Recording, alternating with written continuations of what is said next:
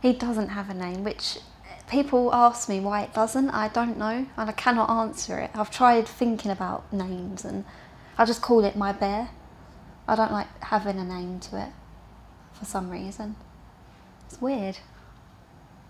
I know like a lot of people, they obviously name their bears or their objects, or but not mine. I just call it my bear. So he's very torn because I've had him for so long. I'd say he's quite small, brown bear, very cuddly. Hasn't got any eyes at the moment because they've all come off. It's got a Fisher-Price on the foot because it's a Fisher-Price bear. At the beginning he had a lot more colour than what he did now, so he was like a lightish brown. At the moment he's dark brown. That's obviously where it's faded. It was a lot more chunkier, with more stuffing. Had like a red mouth, which you can barely see now, and obviously with its eyes as well.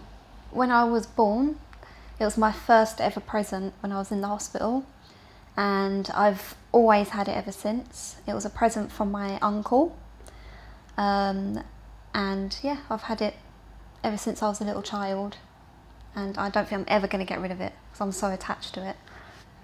I think my earliest memory, because I had quite a lot of problems and I was in and out of hospital when I was younger, and I remember coming home with the bear, and my dad had brought me a pram, just obviously to use as a little girl, and I remember putting the bear straight in the pram, putting the blanket on it like it's comfort thing, and walking around the house.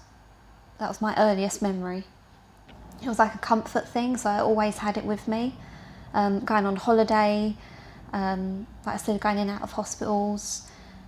Yeah, he was always there as like a kind of object that I can talk to, or I can just hug if I feel a bit down, or things like that. Going into the operation for the first time, I'd never had an operation, didn't know what to expect.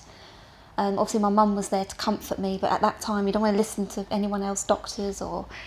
and I remember having this bear, and it just, I don't know, it just kind of calmed me down. I was fine. I actually had it in the operating theatre with me, and it, no joke, I actually forgot about this, but they actually had to dress him up in a gown, an operating gown, which I wish they would have taken a photo of. Just so I could have it with me, because I wouldn't have the operation otherwise. I wouldn't let them put like anaesthetic or anything like that. I had to have the bear with me. He stays in my room. I have a drawer, so I like to hide it away when I'm not here. I don't like it being out on show. I think because it's quite precious, I don't want people to see it. And then I sleep with it in the night time. I remember once when I went to Spain, I left the bear in the hotel room, and I flew all the way home, and I realised that I didn't have the bear, and it literally broke my heart. I didn't know what to do. It's crazy because you just think it's just a bear, but to me it isn't. It means a lot to me.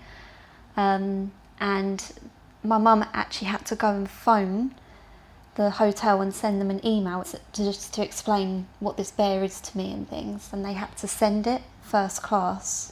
So it came back, but on a separate plane journey, which is quite funny. But I was so happy when I was reunited with it.